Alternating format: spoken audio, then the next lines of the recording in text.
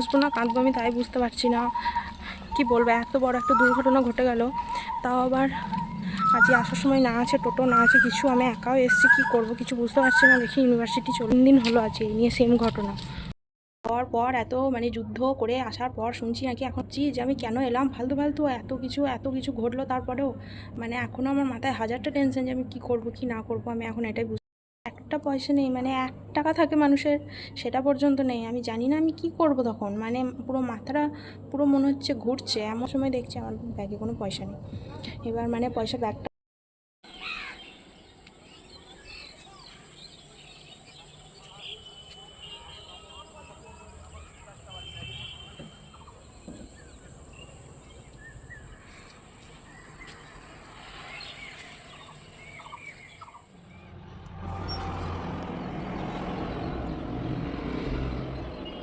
Good morning.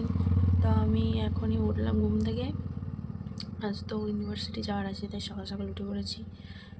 তো চলো এবার গিয়ে ফ্রেশ হয়ে খাওয়া দাওয়া করি, তারপর তোমাদের সারাদিন কী করি, কীভাবে ইউনিভার্সিটি যাই সবটা দেখাবো।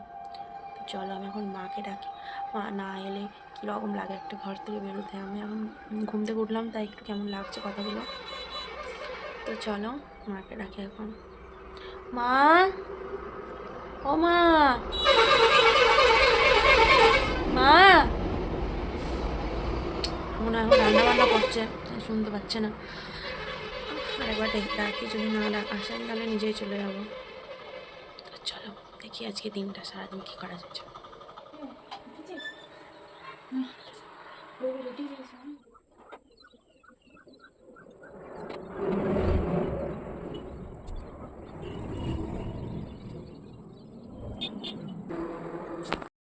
সকালে কাজকর্ম করার আর সকালবেলায় রান্না। আজকে এই যে রান্না করব তাই ডাঁটা আলু বড়ির তরকারি আর ডিমের তরকারি। আমার টিফিনের ব্যবস্থা হয়ে গিয়েছে।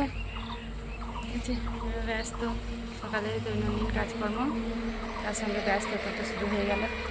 এত রোদ তাকানোই যাচ্ছে না, দেখছি না, সকালবেলা চোখ দিয়ে জল বেরিয়ে যাচ্ছে।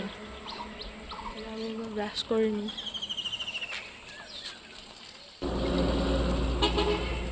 আমি এখন ব্রাশ করে নেবো, তারপর আস্তে আস্তে ফ্রেশ হয়ে ভাত খেতে হবে, অনেকটা দেরি হয়ে যাচ্ছে এবার। চলো এবার ব্রাশটা করে নিই। ব্রাশটা করে নেবো, তারপর ফ্রেশ হবো। বাইরে খুব সুন্দর রোদ উঠেছে, খুব ভালো লাগছে দেখতে। আমি ফ্রেশ হয়ে চলে এসেছি, এবার মুখটা মুছে নিচ্ছি, তারপর ভাত খাওয়াই, তারপর স্নান করতে যাবো। জানি যে ভাতটা আগে খাওয়া উচিত না, কিন্তু আমি যদি আগে ফ্রেশ হই তারপর ভাত ছাড়াতে বেরোই তাহলে আমার অনেকটা দেরি হয়ে যাবে। আমি আর ট্রেন পাবো না, আমাকে হেঁটে হেঁটে যেতে হবে। তাই আমি আগে ভাতটা খেয়ে নিই, কারণ আমার খেতে অনেকটা লেট হয়। তারপর আস্তে আস্তে যদি সুস্থ ফ্রেশ হই রেডি হই তারপর বেরিয়ে যাই। তো চলো দেখি মা আজকে কী রান্না করেছে। চলো জল খেয়ে নে তারপর ভাতটা। এই দেখো আজকে ঠান্ডা জলই খাচ্ছি, অন্যদিন একটু গরম জল খাই, আজকে অনেক দেরি হয়ে গিয়েছে আর টাইম নেই। চলো খেয়ে নিই। মুড়ি দিই আর আলুর তরকারি দিই, তার সাথে একটা মিষ্টি দিই আর ওই পেয়ারা দিই, ঠিক আছে? পেয়ারা আছে, পেয়ারা নিয়ে যা, একটু খাবি। হ্যাঁ তাহলে এইটাই দিচ্ছি। কিসের তরকারি? আলুর তরকারি করেছি একটু, ওই দিন দিয়ে দিচ্ছি। হ্যাঁ রেডি করে দিচ্ছি, চট করে খেয়ে নে। দেখো ভাত তরকারি কই, এখনো রাস্তায় আছে, এখন এসে পৌঁছাতে পারিনি। আস্তে আস্তে আসুক, আমি শুধু ভাতটাই খাই। ড্রেসগুলো পরে যাব, সেগুলো একটু নামিয়ে রেখে দিলাম, এসে ঝটপট রেডি হওয়া যাবে খুব তাড়াতাড়ি। এই যে এইগুলো দিয়ে আজকে আমি রেডি হব, খুব বেশি কিছু না, একটা ময়শ্চারাইজার, একটা সানস্ক্রিন আর একটু ভেসলিন। তো চলো চলে এসেছি ফ্রেশ হয়ে, তো চলো এবার রেডি হয়ে নিই।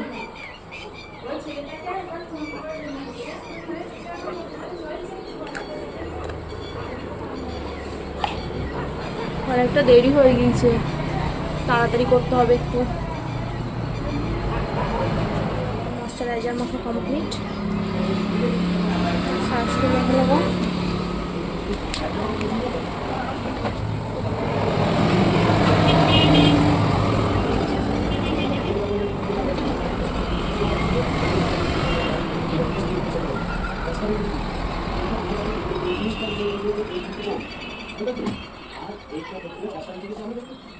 বাইরে প্রচণ্ড রোদ উঠেছে।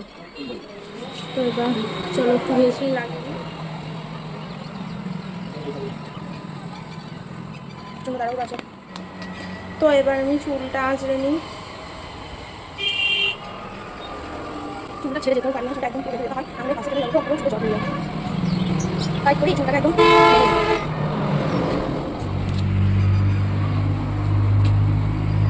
আর আমি অত হেয়ার স্টাইল জানিও না যে করবো, করতেও পারি না, আর এত তাড়াহুড়ো থাকে।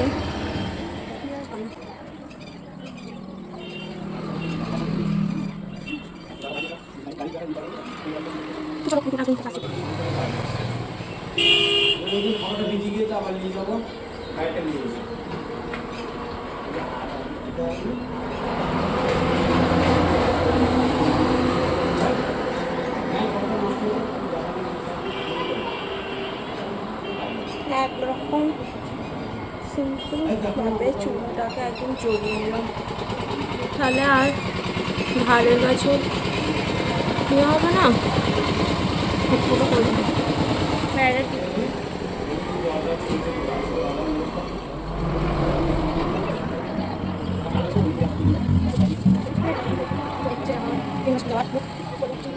তো আমি একদম পুরোপুরি রেডি, এবার ব্যাগটা নেবো আর বেরিয়ে যাব।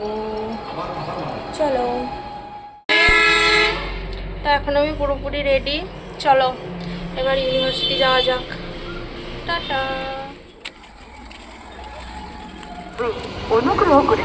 আমি স্টেশনে চলে এসেছি এখন, এবার ট্রেনে 20 মিনিট হয়ে গেল দাঁড়িয়ে আছি, একটাও টোটো নেই। কপালটাই খারাপ, কখন থেকে দাঁড়িয়ে আছি। আসবো না কাঁদবো আমি তাই বুঝতে পারছি না, কি বলবো, এত বড় একটা দুর্ঘটনা ঘটে গেল। তাও আবার আজকে আসার সময় না আছে টোটো, না আছে কিছু, আমি একাও এসেছি, কি করব কিছু বুঝতে পারছি না। দেখি ইউনিভার্সিটি চলে এসেছি, আমি যাই ভিতরে, তারপর দেখি কি করা যায়। মানে কি বলবো তোমাদের, বলার মতো কোনো কথা নেই। 3 দিন হলো আছে এই নিয়ে সেম ঘটনা থেকে বেরোয়, আমি ঠিকঠাক টাইমে বেরিয়েছি, তো তারপর টোটো ধরবো, টোটো ধরে স্টেশনে আসবো। বাড়ির সামনেই টোটো পাওয়া যায়, তো টোটোয় উঠেছি। এবার টোটোয় ভাড়া দিতে হবে, ভাড়া দেওয়ার সময় দেখছি আমার ব্যাগে কোনো পয়সা নেই। এবার মানে পয়সা ব্যাগটা আনি আমি 5টা, তারপর মাকে ফোন করলাম। তারপরে মা বলছে কি যে খুঁজে পাচ্ছি না, তো আমার আরও টেনশন হচ্ছে।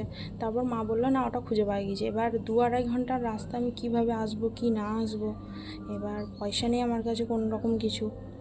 এবার আমি আমার একটা বন্ধুর বাড়ি আছে স্টেশনের কাছে, ওকে ফোন করলাম।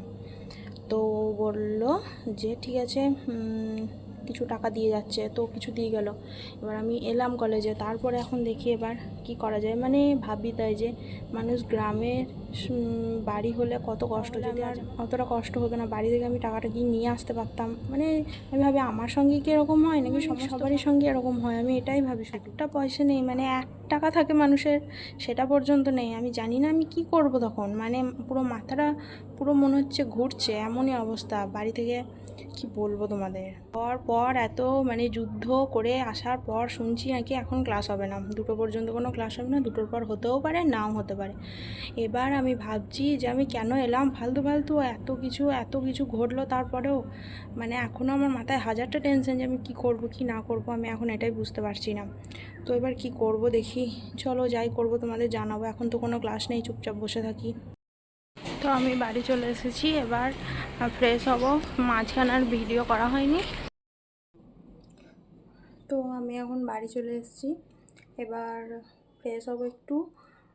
তো মাঝখানে আর কোনো ভিডিও করা হয়নি, কারণ আমি তো বললাম তোমাদের একটু টেনশনের মধ্যে ছিলাম। তো আমি কি করে বাড়ি এলাম কি না, তোমরা যদি জানতে চাও তাহলে পরের ভিডিওতে তোমাদের আমি জানাবো। তো টাটা।